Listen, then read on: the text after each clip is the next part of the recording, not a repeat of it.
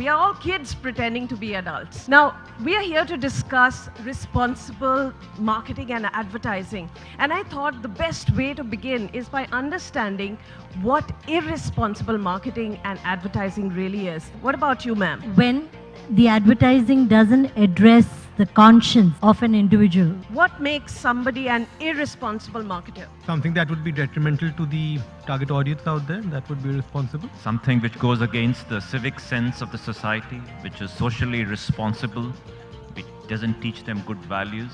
That's what I've called responsible marketing. Let me hear from you, Karan. What makes irresponsible marketing? So if you want to enter a school or a school platform saying that, hey, I'm seeking permission to come and talk to you about what is good for your children, but you end up using that opportunity to also try and push through sales of products in a backdoor kind of a fashion, obviously you're not being a very responsible marketer. I want to move to Leena actually. She's an educator, as you know. There is a very fine line between the two, right? How do you define that thin line? Well, for starters, I don't understand why we market to kids at all. I mean, when kids don't have the money to actually buy the product, why are we even, I mean, it's a form of brainwashing as far as I'm concerned.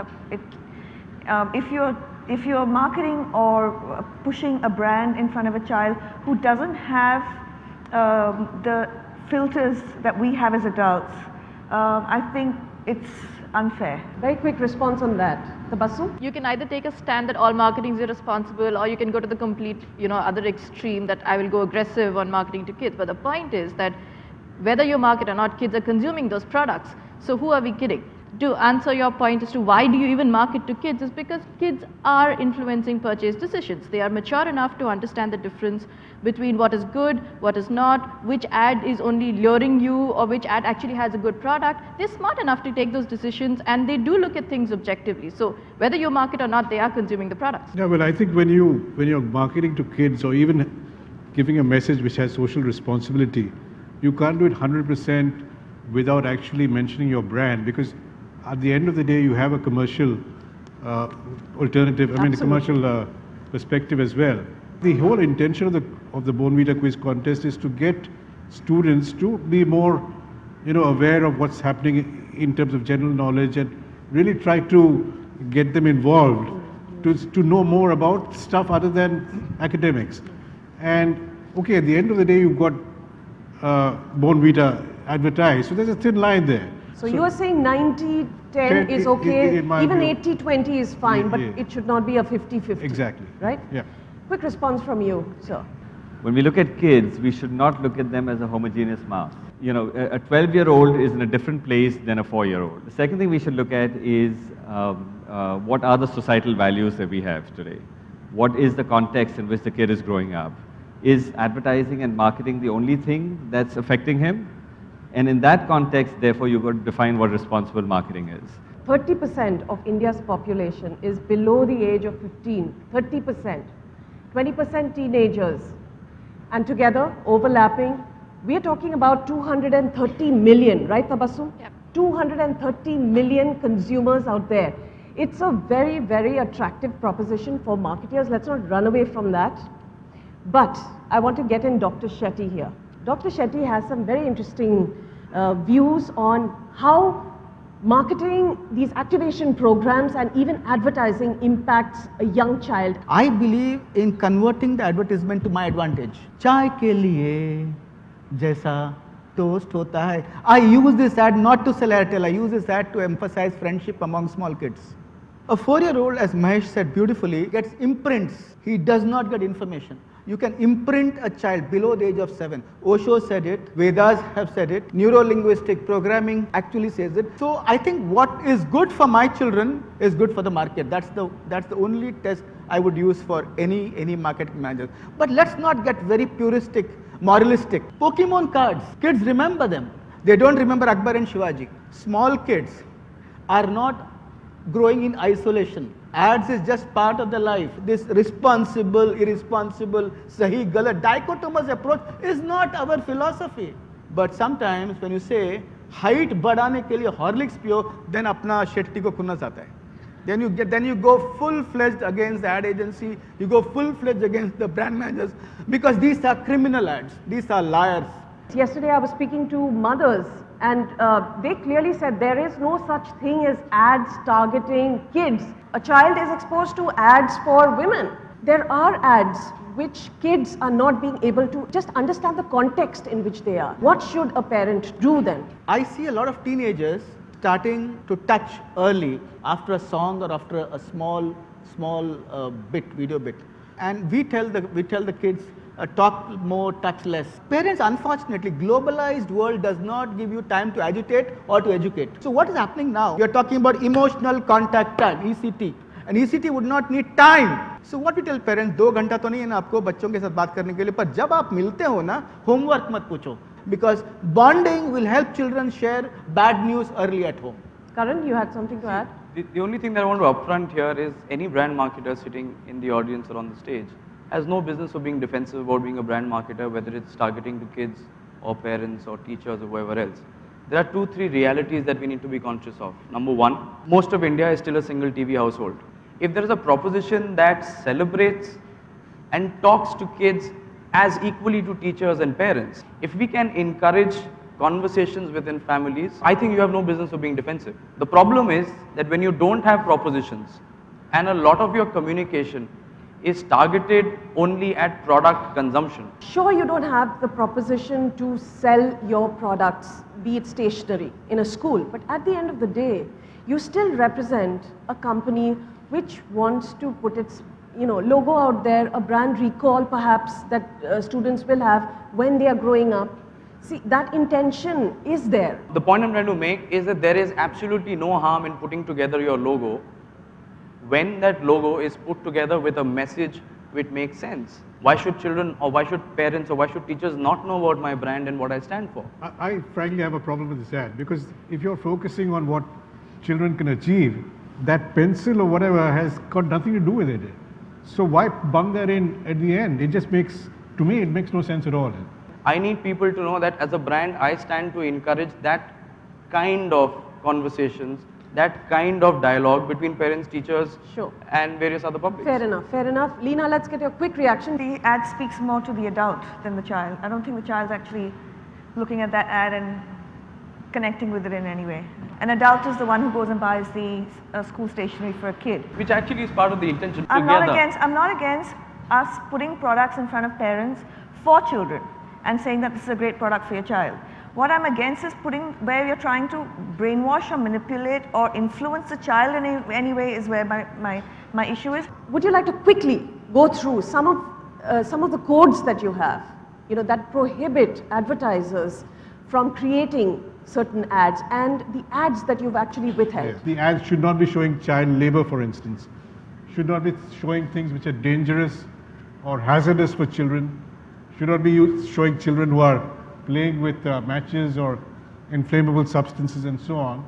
And also the FDA has a very strict rule on how you advertise for foods for children. The complaint was from a housewife who said her child was not having fruits anymore because she was saying that, this is good enough if I have gems. Now, surely Cadbury's intention was not to get children not to have fruits. But the fact of the matter was children perceived it that way.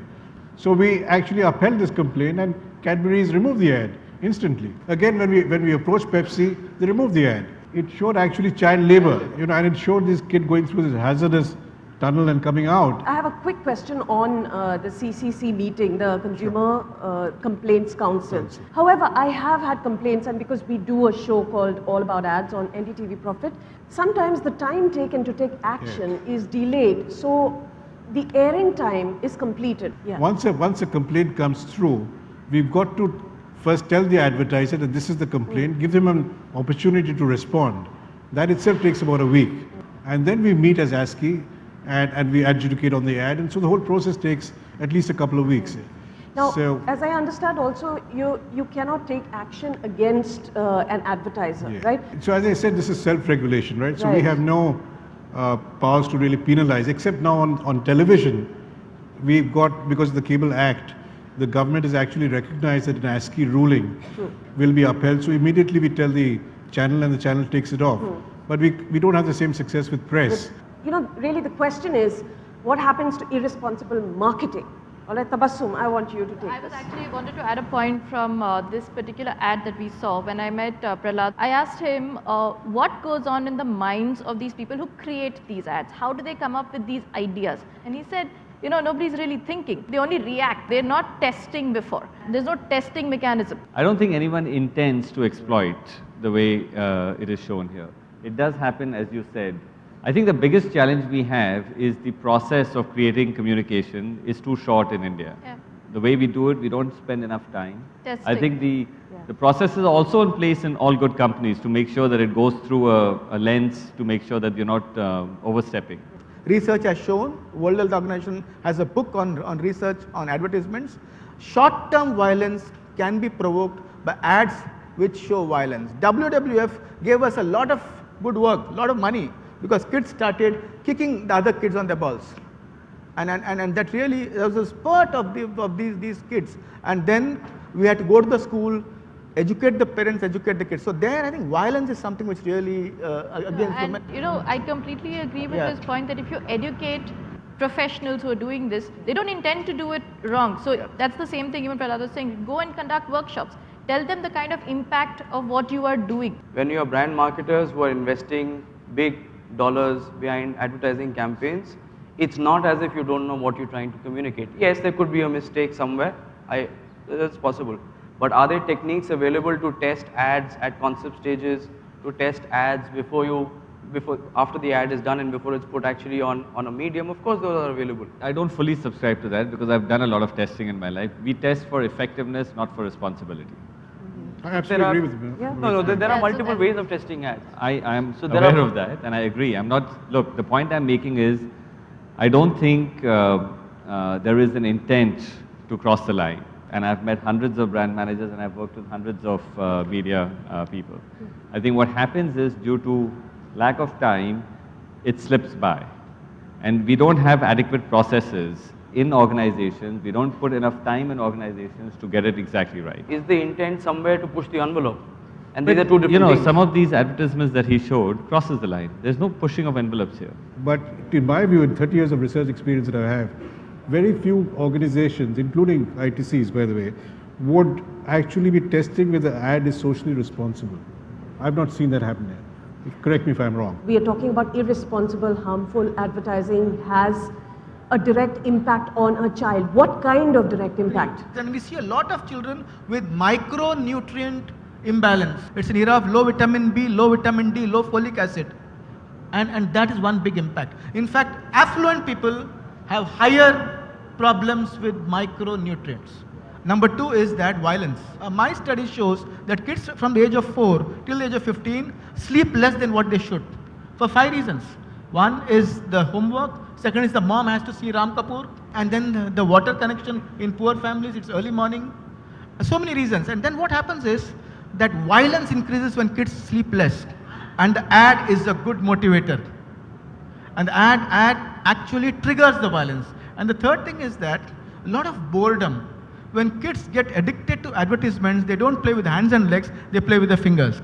And that is something which is very difficult to break. One is self-image, because can you imagine what effect Fair and Lovely has on a dusky girl in school? They eat less, or the allure of junk food takes them on, and then the media perpetrated self-image comes in. So you have a lot more cases of bulimia amongst the teenagers today than you've ever had before. I've often been told that if it's on television, if it's in the films, why should advertising shy away from it? I agree. If it's on films, it's on content, why can't it be on advertising? Okay, Mr. Rakshit? Even the guy who's making the film has that same responsibility. Exactly. Just because he's shirking that responsibility doesn't mean that we should shirk it as well. Right. Karan? If you have a proposition that you want to communicate, I'm so sorry, but I sound like a stuck record. If you have a proposition to communicate, you don't really care what is being shown in the films. Now your proposition may get reflected in films or may not. If you don't have a proposition and yet you want to put a piece of communication out, then you try and beg, borrow, steal from everywhere and the larger environment. Dr. Shetty? Let the inner voice decide what you have to do. I think is very crucial. Leena? I believe that the films and advertising should be a lot more responsible. Tabassum? I don't think, I think it's a lot to do with the upbringing of the child as to how they internalize any message. When you watch a movie, you go out and make that conscious choice to go out and watch a movie. When you watch a television program, you make that choice. You make that choice to go into the particular websites on the internet or to watch a video. You don't have a choice while watching ads. And please, let's keep that in mind. And therefore, marketers have additional responsibility between ethics and commerce. But I thank you all for your time, and thank you very much.